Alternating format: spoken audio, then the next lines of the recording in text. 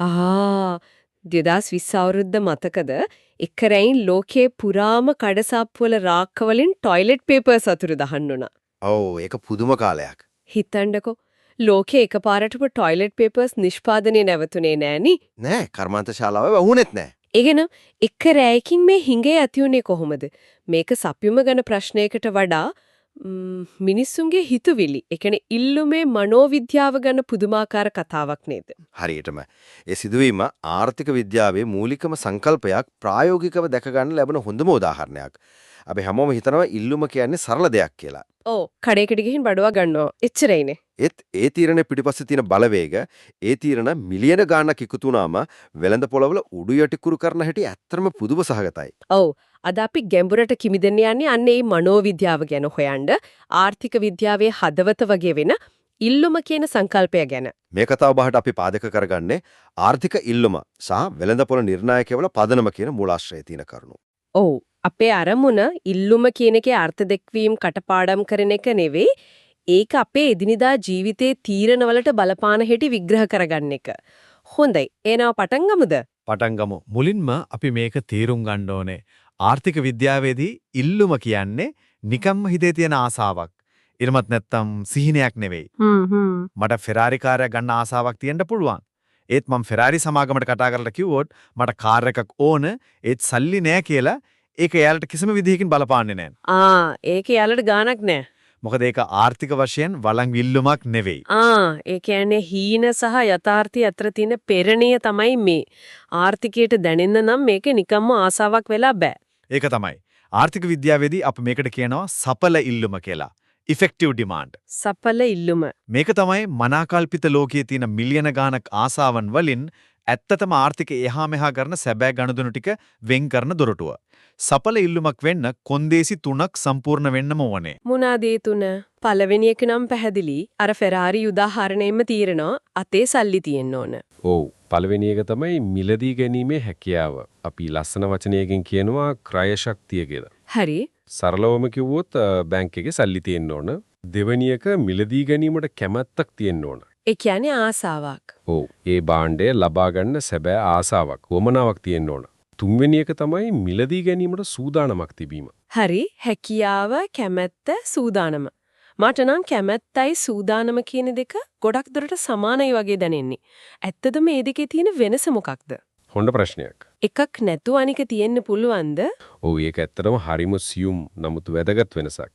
මෙන්න මේ තණ්ඩකෝ කෙනෙක්ට හොඳ ස්මාර්ට්ෆෝන් එකක් ගන්න සල්ලිත් තියෙනවා. ඒ කියන්නේ හැකියාව. හරි. ඒක ගන්න ලොකු ආසාවකුත්. ඒ කියන්නේ කැමැත්තක් තියෙනවා. නමුත් එයා හිතනවා තව මාස දෙකකින් ඊට වඩා හොඳ මොඩල් එකක් එනවනේ මම ඒක එනකන් ඉන්නම කියලා. එතකොට එයාට හැකියාවයි කැමැත්තයි දෙකම තිබුණට ඒ මොහොතේ ඒ මුදල වීදම් කරන්න සූදානමක් නැහැ. පැහැදිලි. එතකොට ඒක සඵල ඉල්ලුමක් වෙන්නේ නැහැ. මේ තුනම එකම මොහොතේකට එකතු වුණොත් විතරයි වෙළඳපොළට ඒක ඉල්ලුමක් විදිහට දැනෙන්නේ. පැහැදිලි. අර টয়ලට් පේපර් සිද්ධියට මේක ආදේශ කළොත් මිනිස්සුන්ට ඒවා ගන්න සල්ලි තිබුණා. ඒ කියන්නේ හැකියාව. ඔව්. ගෙදරට අවශ්‍ය නිසා කැමැත්ත තිබුණා. නමුත් අර ඉස්සරහට හිඟ වෙයි කියන බයත් එක්ක පස්සේ ගන්න හිටපු අය පවා දැම්ම ගන්න ඕන කියන තරට ආවා. ඒ කියන්නේ සූදානම එකපාරටම ඉහළ ගියා. හරියටම. ඒක තමයි වුනේ. ඉතින් ඒකෙන් තේරෙනවා සඵල ඉල්ලුම කියන්නේ කොච්චර මනෝවිද්‍යාත්මක දෙයක්ද කියලා. ඒක ඇත්ත. දැන් අපි දන්නවා ඉල්ලුමක් කියන්නේ මොකක්ද කියලා. ඊළඟට බලමු එක් පුද්ගලයෙක් විදියට අපේ මේ මිලදී ගැනීමේ තීරණයට මොනවද බලපාන්නේ කියලා. හරි. මම අලුත් ෆෝන් එකක් ගන්නවද නැද්ද? ගන්නව නම් මොකක්ද ගන්නෙ කියලා තීරණය කරනකොට මගේ ඔළුව ඇතුලේ වැඩ කරන සාධක මොනවද? පැහැදිලිවම පළවෙනි එක තමයි ඒකේ මිල. ඔව්. භාණ්ඩයේ මිල තමයි ප්‍රධානම සහ පැහැදිලිම සාධකය. සාමාන්‍යයෙන් මිල ඉහළ යනකොට අපි ඒක ගන්න දෙපාරක් හිතනවා. ඔව්. මිල අඩු වුණොත් ගන්න පෙළඹෙනවා. ඒක තමයි ඉල්ලුම් නීතිය. හැබැයි කතාව එතනින් ඉවර වෙන්නේ නැහැ. ඊළඟට එනවා සම්බන්ධිත භාණ්ඩවල මිල. සම්බන්ධිත භාණ්ඩ. ඒ කිව්වේ ඒකේ වර්ග දෙකක් තියෙනවා. ආදේශක සහ අනුපූරක. හරි. ආදේශක කියන්නේ එකක් විලුවට තව එකක් පාවිච්චි කරන්න පුළුවන් දේවල්. උදාහරණයක් විදිහට අද කාලේ තේ කෝපි වලට වඩා හොඳ උදාහරණයක් තමයි Netflix සහ Disney+. ඔව්. Netflix ගාන ගොඩක් වැඩි කරොත් මිනිස්සු හිතනවා අනේ ඔක නවත්තලා Disney+ වලට මාරු වෙනවා කියලා. එතකොට Netflix ඉල්ලුම අඩු වෙලා Disney+ ඉල්ලුම වැඩි වෙනවා. හරියටම. එතකොට අනුපූරක භාණ්ඩ කියන්නේ අනුපූරක කියන්නේ එකට යන දේවල්. PlayStation 5 game console එකයි ඒකට විතරක් අහන්න පුළුවන් exclusive games නුල් වගේ. හරි. PS5 කන්සෝල් එකේ මිල අඩු කළොත් වැඩි දෙනෙක් එක මිලදී ගන්නවා. එතකොට මොකද වෙන්නේ? ඒකට අදාළ ගේම්ස් වලටත් ඉල්ලුම ඉබේම වැඩි වෙනවා. ඒ කියන්නේ එකක ඉල්ලුම අනිකේ ඉල්ලුමට කෙලින්ම සම්බන්ධයි. හරි. ඊළඟට තියෙනවා පාරිභෝගික ආදායම. ඒකත් සරලයිනේ. පඩි වැඩි වුණාම ඔව්. ඉස්සර ඉන්ස්ටන්ට් නූඩල්ස් කෑව කෙනා සමහර විට ටිකක් හොඳ රෙස්ටෝරන්ට් එකකින් කෑම කන්න පෙළඹෙනවා. ඉල්ලුම් කරන භාණ්ඩවල ස්වභාවය වෙනස් වෙනවා. හරියටම. ඊළඟ සාධකය තමයි මගේ හිතේ මේ අතරින් බලවත්ම එකක්. ඒ පාරිභෝගික රුචිය. රුචිය. ඒ කියන්නේ ට්‍රෙන්ඩ්ස්, විලාසිතා. ඔව්. මිනිස්සුන්ගේ කැමැත්ත විලාසිතා සහ ප්‍රවලතා. මේක කොච්චර බලවත්ද කියනවනම් සමහර වෙලාවට මේක මිල කියන සාධකයේ පවා යටපත් කරනවා. ඒ කොහොමද? මට මතකයි BlackBerry ෆෝන් තිබුණු කාලේ. හැමෝටම ඕන උනේ ඒක. ඒක තිබුණේ නැත්තම් ලොකු අඩුවක්. ඒකට තිබුණු ඉල්ලුම අතිවිශාලයි. අවුරුදු කිහිපයකින් iPhone ආවට පස්සේ ඒ BlackBerry ඉල්ලුම එක රැකින් වගේ අතුරුදහන් වෙලා ගියා. ඒක රුචිය කොච්චර ඉක්මනට භාණ්ඩයක් ඉහළට මාරන් ඒ වගේම බිමටම දාන්නත් පුරුවන්ද කියන එකට හොඳම උදාහරණයක්. ඒකෙන් පේනව නේද? ආර්ථික විද්‍යාව කියන්නේ නිකම්ම ඉලක්කම් ගැන නෙවෙයි මිනිසුන්ගේ මනෝභාවය ගැනත් එක්ක කියලා. විශේෂයෙන්ම ඊළඟ කාරණය අනාගත අපේක්ෂා ගත්තම. අනිවාර්යෙන්ම අනාගත අපේක්ෂා කියන්නේ ඉල්ලුම කියන එන්ජින් එකට දාන පෙට්‍රෝල් වගේ. ඒ කියන්නේ අනාගතයේදී යම් භාණ්ඩයකේ මිල ඉහළ යයි නැත්නම් ඒක හිඟ වෙයි කියලා බයක් ඇති වුණොත් මිනිස්සු වර්තමානයේදී ඒක උමතුයෙන් වගේ මිලදී ගන්න පෙළඹෙනවා. අර টয়ලට් පේපර් කතාව ආයෙත් එන්නෝ එතනට. ඒක තමයි. අර টয়ලට් පේපර් අර්බුදේ නිර්මාණය කළේම මේ අනාගත අපේක්ෂා කියන සාධකය. හෙට මේවා නැති වෙයි කියන බය නිසා සතියකට ඕන කරන කෙනා මාසෙකට ඕනතරම් ගත්තා. එතකොට ඇත්තටම හිඟයක් නිර්මාණය වුණා. ඒ කියන්නේ බය කියන හැඟීම පවා ඉල්ලුම පාලනය කරන ප්‍රබල ආර්ථික සාධකයක්. හරි. එතකොට මේ ඔක්කොම සාධක එකතු වෙලා තමයි මගේ එහෙම නැත්නම් එක් පුද්ගලයෙකුගේ මිලදී ගැනීමේ තීරණය හැදෙන්නේ. ඔව්. නමුත් මගේ එක තීරණයකින් වෙළඳපොළට ලොකු බලපෑමක් වෙන්නේ නැහනේ. කොහොමද මේ පෞද්ගලික තීරණ මිලියන ගාණක් එකතු වෙලා අද අලුත් iPhone එකක් කෙනකොට කඩවල ඉස්සරහ ඇති වෙන දිග පෝලිම් වගේ සංසිද්ධි නිර්මාණය වෙන්නේ? ඒක තමයි ඊළඟ වියවර. කොහොමද අපි මේක එක්කෙනෙක්ගෙන් මුළු වෙළඳපොළටම ගලපගන්නේ? ඒකට තමයි අපි වෙළඳපොළ ඉල්ලුම කියන්නේ. මේක හිතන තරම් සංකීර්ණ දෙයක් නෙවෙයි. සරලවම කිව්වොත් වෙළඳපොලේ ඉන්න ඔයා මම වගේ හැම ගැනුම්කරුවෙක්ගේම පෞද්ගලික ඉල්ලුම් ටික එකට එකතු කළාම එන එකතුව තමයි වෙළඳපොලේ ඉල්ලුම කියන්නේ. එතකොට වෙළඳපොළ ඉල්ලුමට බලපාන සාධකත් අර කලින් කතා කරපුවමද ඒක ටිකක් සරල වෙඩි නැද්ද? මුළු වෙළඳපොළක් දිහා බලද්දී අලුතින් මුකුත්ම එකතු වෙන්නේ නැද්ද? හොඳ නිරීක්ෂණයක්. ඔව් අර කලින් කියපු සාධක ඔක්කොම මේ විදිහටම බලපානවා. භාණ්ඩේ මිල, සම්බන්ධිත භාණ්ඩවල මිල, රටේ මිනිස්සුන්ගේ සාමාන්‍ය ආදායම් මට්ටම මේ හැමදේම. රුචිකත්වය අනාගත අපේක්ෂා ඔව් මේ ඔක්කොම සමස්ත වෙළඳපොළ ඉල්ලුමටත් බලපානවා. හැබැයි ඔබ ඇහුවා වගේම වෙළඳපොළ දිහා බලද්දි විතරක් ආදාළ වෙන අතිශය බලවත් සමහර විට අනිත් හැම සාධකයක්ම යටපත් කරන්න පුළුවන් අමතර සාධකයක් තියෙනවා. ඒ මොකද්ද? ගෙනුම්කරුවන් සංඛ්‍යාව. ඒ කියන්නේ වෙළඳපොළේ ඉන්න මුළු පාරිභෝගිකයන් ගණන. ඒක හිතුවට වඩා ලොකු බලපෑමක් කරනවා ඇති. අනිවාර්යෙන්ම හිතන්න යම් භාණ්ඩයක මිල වෙනස් වෙන්නේ නැහැ. මිනිසුන්ගේ ආදායම් රුචිකත්වයන් හැමදේම ඒ විදිහටම තියෙනවා. නමුත් ඒ භාණ්ඩය මිලදී ගන්න වෙළඳපොළට එන මිනිස්සු ගණන දෙගුණයක් වෙනවා. එතකොට මොකද වෙන්නේ? අනිත් කිසිම දෙයක් වෙනස් නොවුනත් ඒ භාණ්ඩයට තියෙන සමස්ත ඉල්ලුම දෙගුණ වෙනවා. මොකද දැන් මේක ගන්න තව පිරිසක් ඉන්නවා. මේකට නියම උදාහරණ තියෙනවද? ඕනතරම් ජන විකාශනය දිහා බලන්න. ඩෙමෝග්‍රැෆික්ස්. ජපානයේ වගේ රටක ජනගහනය වයස්ගත වෙනවෝ. එතකොට මොකද වෙන්නේ? සෞඛ්‍ය සේවා, වැඩිහිටි සත්කාර උපකරණ ඒ වගේ දේවල් වලට ගණුම්කරුවන් සංඛ්‍යාව ඉහළ යනවා. ඒ වෙළඳපොළ වලට තියෙන ඉල්ලුම පිපිරි යනවා. ඒ අතරම ලදරු නිෂ්පාදන වලට ඉන්න ගණුම්කරුවන් ගණන අඩු වෙනවා. හරියටම. ඒ නිසා ඒ වෙළඳපොළ වලට ඉල්ලුම පහළ යනවා.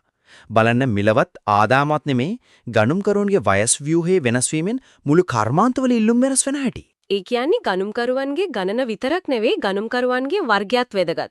තව උදාහරණයක් තමයි තාක්ෂණය. ඉස්සර ලංකාවේ හදන අත්කම් භාණ්ඩයක් විකුණන්නේ හිටියේ ලංකාවේ ගණුම්කරුවෝ විතරයි. හරියටම. නමුත් අන්තර්ජාලයත් එක්ක එක වෙබ්සයිට් එකක් හදලා ඒ ශිල්පියාට එක රැයකින් මුළු ලෝකෙම යාගේ වෙළඳපොළ කරගන්න පුළුවන්. ගණුම්කරුවන් සංඛ්‍යාව මිලියන 22 ඉන්නන් බිලියන ගානකට වෙඩි වෙනවා. ඒක තමයි ගෝලීයකරණය බලපෑම. ගණුම්කරුවන් සංඛ්‍යාව කියන සාධකය කොච්චර බලවත්ද කියලා එකෙන් තේරෙනවා. හරි. මට තව ප්‍රශ්නයක් තියෙනවා. අපි මෙච්චර වෙලා කතා කළේ මිල වැඩි වෙනකොට ඉල්ලුම අඩු වෙනවා, මිල අඩු වෙනකොට ඉල්ලුම වැඩි වෙනවා කියන මූලික නීතියනේ. ඕ ඉල්ලුම් නීතිය. මේ නීතිය හැම වෙලාවෙම හැම භාණ්ඩයකටම එක වගේ බලපානවද? මේ නීතියට පිටින් යන මේක කඩන අවස්ථා නැද්ද? විශිෂ්ට ප්‍රශ්නයක්. ඒක තමයි මේකේ ගැඹුරට යනකොට හම්බ වෙන රසවත්ම කොටස. ඔව් මේ ඉල්ලුම් නීතිය කඩන විශේෂ අවස්ථා තියෙනවා. එකක් තමයි වෙබ්ලන් භාණ්ඩ. නැත්නම් ප්‍රදර්ශනාත්මක භාණ්ඩ. ප්‍රදර්ශනාත්මක භාණ්ඩ. මේවා කියන්නේ මිල වැඩි වෙන තරමට ඉල්ලුමත් වැඩි වෙන අමුතු වර්ගයේ භාණ්ඩ. මිල වැඩි වෙනකොට ඉල්ලුමත් වැඩි වෙනවා. ඒක වෙන්නේ කොහොමද? ඒක වෙන්නේ මිනිස්සු ඒ භාණ්ඩයේ මිලදී ගන්නේ ඒකේ ප්‍රයෝජනයට වඩා ඒකෙන් ලැබෙන සමාජ තත්ත්වය නැත්නම් ගරුත්වය නිසා. රෝලෙක්ස් ඔරලෝසුවක් වගේ දෙයක්ද? හරියටම. රෝලෙක්ස් ඔරලෝසුවක් සුඛෝපභෝගී මෝටර රථයක් ඊටා මිල අධික චිත්‍රයක් වගේ දේවල්. ඒවායේ මිල අඩු කරොත් ඒවයි තියෙන සුවිශේෂීත්ව නැති වෙලා යනවා. මේක හැමෝටම ගන්න බෑ මට විතරයි පුරුවන් කියන හැඟීම. අන්න ඒ හැඟීම තමයි ඒ භාණ්ඩේ ඉල්ලුම නිර්මාණය කරන්නේ.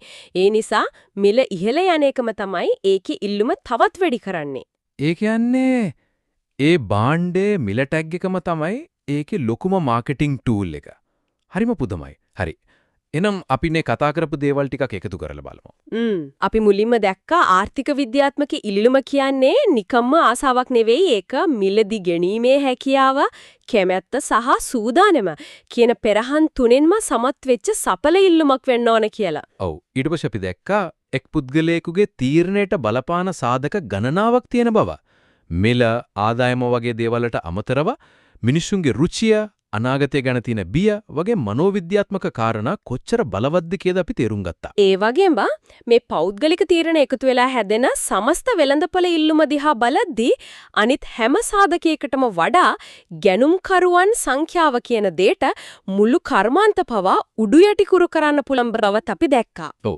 අන්තිමට හැම නීතියකටම වගේ ඉල්ලුම් නීතියටත් ව්‍යතිරේක තියෙනවා කියලාත් අපි දැක්කා. ඉතින් මේ සියල්ලෙන් අපිට ගන්න පුළුවන් පණිවිඩය තමයි ඉල්ලුම කියන්නේ සංඛ්‍යාලීකන පත්‍රිකාවක තියෙන ඉලක්කමක් විතරක් නෙවෙයි.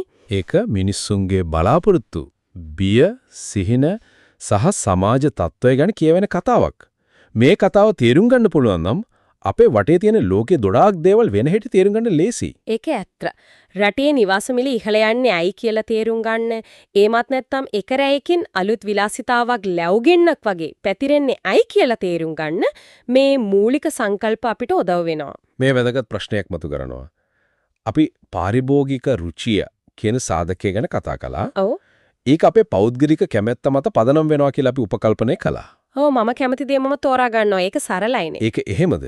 වර්තමාන ලෝකයේ දිහා බලද්දී විශේෂයෙන්ම සමාජ මාධ්‍ය, ඇල්ගොරිතම්, ඉන්ෆ්ලුවෙන්සර් මාකටිං එක අපේ මිලදී ගැනීමේ තීරණ වලට බලපාන ඒ රුචිය කියන දේ ඇත්තටම අපේම එකක්ද? නැත්තම් අපිවත් නොදැනුවත්වම අපිට මොනවද ඕනේ කියලා අපිටත් කලින් දන්න ඇල්ගොරිතම්යක් විසින් ඒ රුචිය නිර්මාණය කරනවද? අද අපි කතා කරපු සාධක අතරින් පාලනය කිරීමට අපහසුම ඒ වගේම වඩාත්ම හසුරුවන්න පුළුවන් සාධකයේ බවට එකපත් වෙලා තියෙනවා. ඒ ගැන මදක් සිතා බැලීම වටිනවා.